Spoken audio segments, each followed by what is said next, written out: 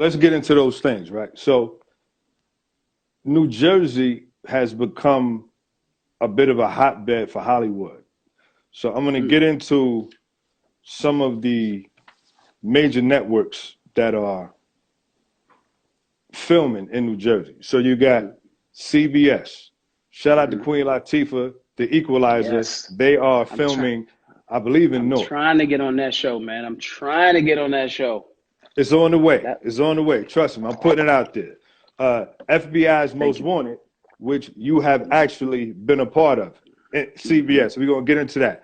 Hulu, Wu Tang, The American Saga, Netflix, Sony Pictures, Lionsgate, Apple TV Plus, NBC, Showtime, Amazon Prime, Ooh. Lifetime. Like, and no, just to name a few, if not all of them. That might be all of Hollywood right there. Like, what do you attribute uh, the Hmm. uptick in the interest in New Jersey for major and independent production film companies wanting to be a part of New Jersey?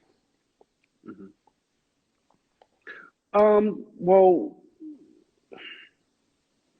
New Jersey is dope.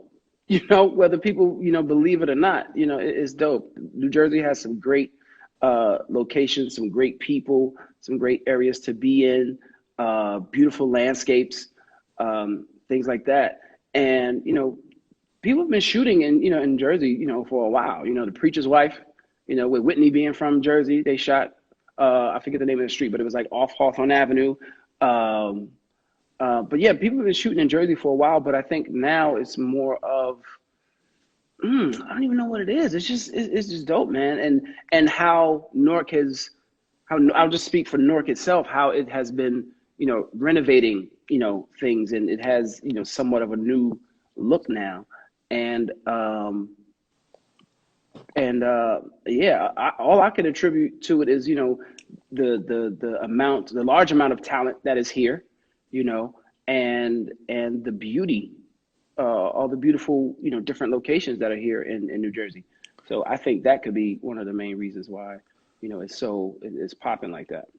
So And we're be gonna we're gonna and because because of the talent that comes out of New Jersey, New Jerseyans want to showcase, where we come from. And like you said, with independent, things are like, hey, I'm from Jersey. There's some spots in Jersey. We're always shooting in New York. We're shooting all these different places.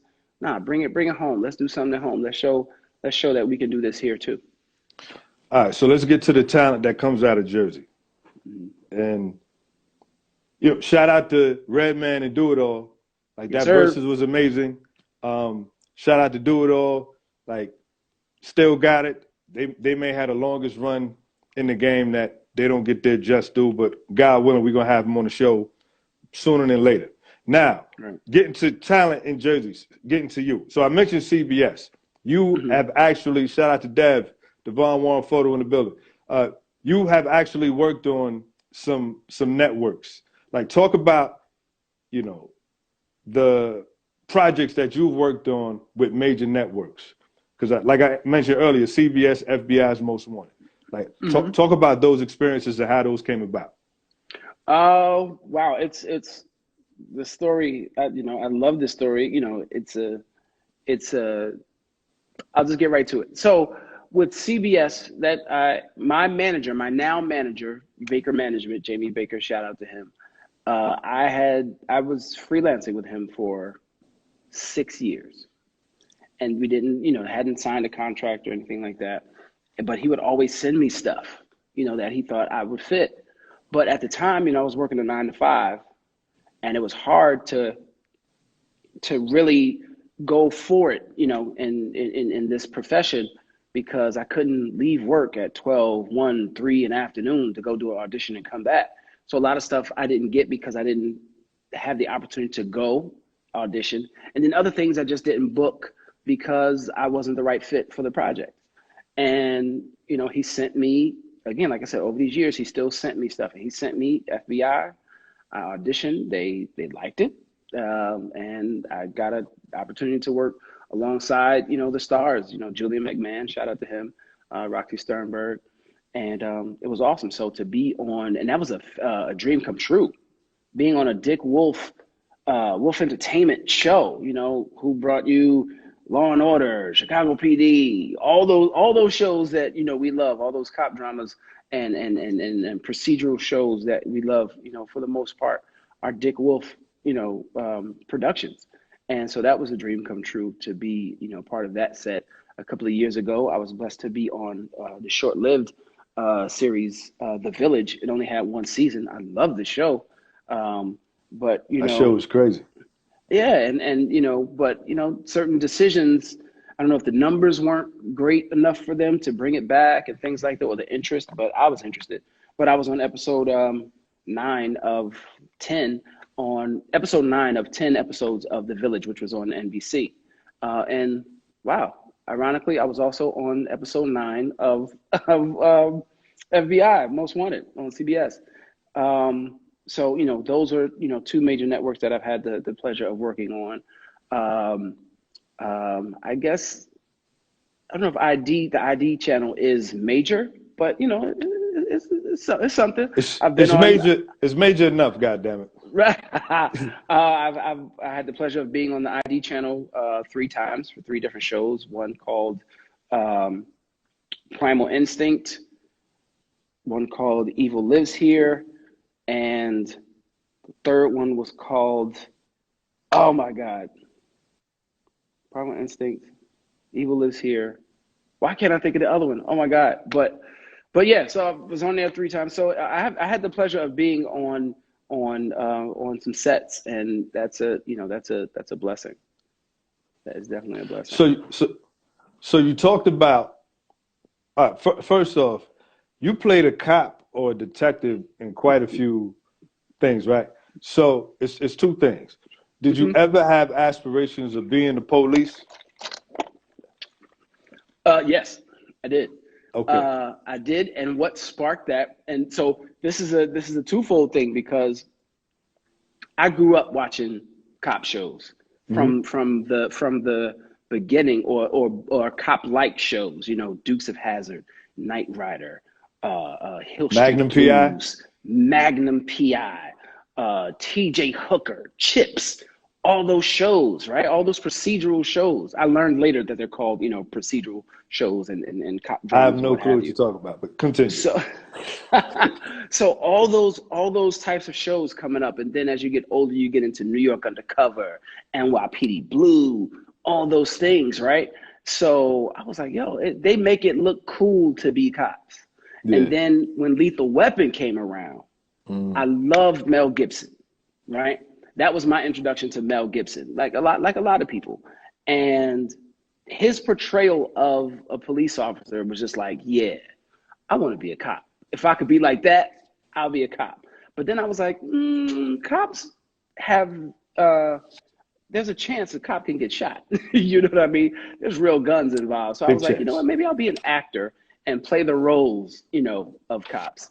And so that's how that came to be. So it was a short-lived idea to want to be a cop. I said, you know what, I can maybe not be a cop, but I can play one on TV. And that's what I've been blessed to do several times, because that's the type of stuff I go out for. So I have a message, okay, from a mutual friend that I didn't know was a mutual friend until I was getting my hair cut. Okay, I was getting all these grades shaped up. I had to color mine in for this audition. That's why I got this blue screen. I had to color mine in for this audition. Now you got the blue screen because you big time. You know what I mean? And salute to you for being big time, because you earned it. But thank you, brother. So now I'm in the chair, and he's like, yo, you got my man Strick on the show tomorrow. I'm like, yeah, that's what's up. He said, tell Strick that I'm still waiting for my role for me and him to be cops in the movie. I'm going to let you get one guess. You're talking about, I know who you're talking about. You know what I mean? Talking about that, you talking about that whack DJ who thinks he's smooth, but he ain't. I was about to hit the horn because I thought you was about to give him props, but then you call him. I had to put the brakes on the horn. Yo, Jay Smooth is dope, man. Yo, Jay Smooth said, I'm the DJ, he's the MC. And I was like, what the fuck are you talking about? He said, yo, man, when I do weddings, he was like, Strick used to be my MC. And I Yeah, just man. thought that that was so dope because, you know, hosting and Mm-hmm. emceeing seems to be like your true passion. So Mm-hmm. one, he's serious. He said, "Yo, tell him I'm waiting for the cop role." I was I like, "Yo, it's got gonna be like him. Beverly Hills Cop meets Rush Hour." I said that'd be dope because he look a little Asian. You know what I mean? But you know what I'm saying? Shout out to Jay Smooth in the building. Yeah, man. But He is an amazing DJ, man. And like we met doing this event that's my when I man. used to Yeah, host in Maplewood.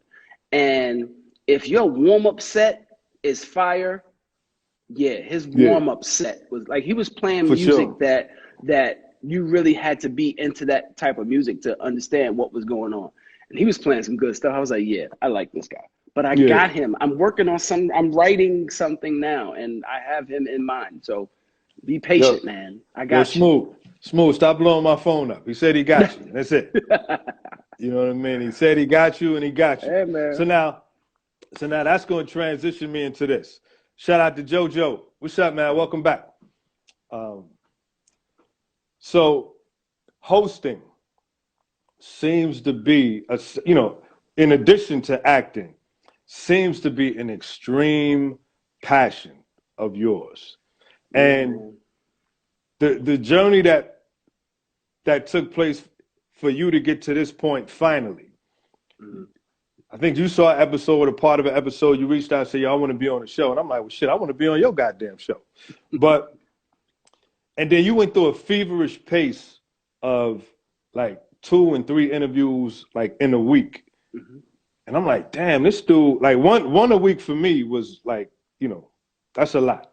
Because the Right. preparation that goes into it, and from one host to another, you know all that goes into that.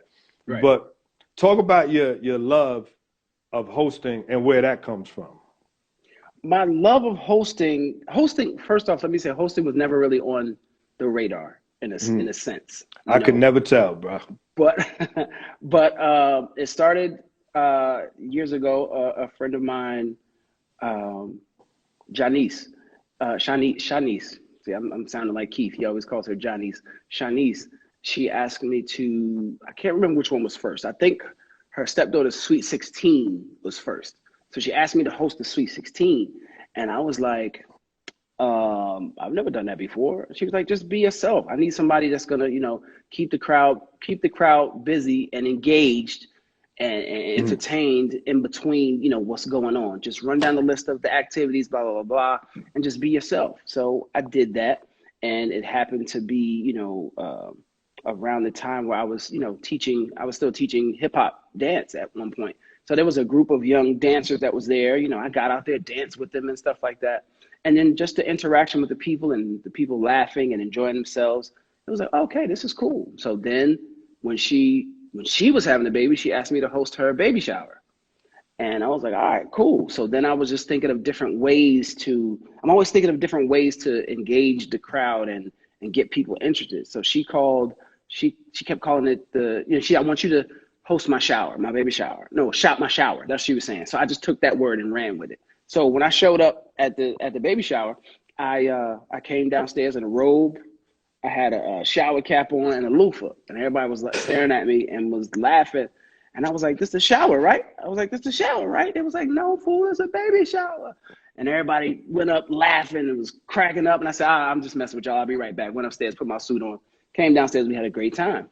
And then was she my wife at the time? Um, I'll say she was my wife at the time, but Jenna, she said to me, uh, "Make a business card."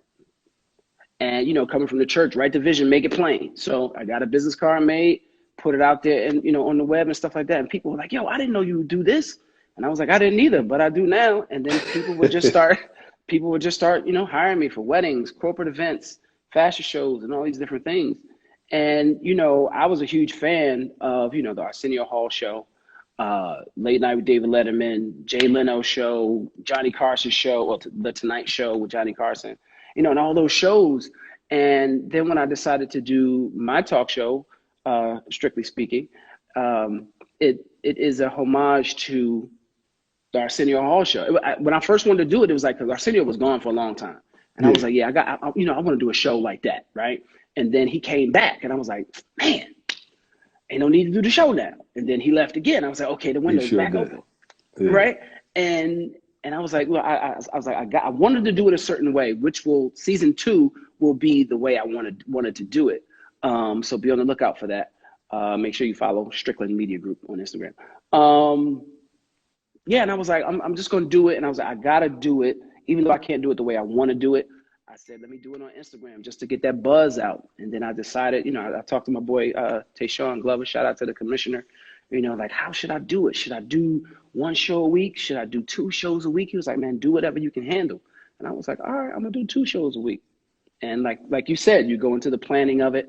I just love talking to people and introducing people to, it's like a networking, introducing people to a different demographic or another audience that may not have known them if I didn't introduce them to them. Or even if they did, now it's an opportunity to get to know them, ask them questions, and learn more about them and their process and what they do. And I made it easy for myself by interviewing a lot of those people are my friends, that I've either worked with or watch their work coming up, in the entertainment industry. So I started out making it easy for myself, but yeah, I love, it goes back to the beginning. I love entertaining people, and the conversations you can have on these shows are absolutely fun.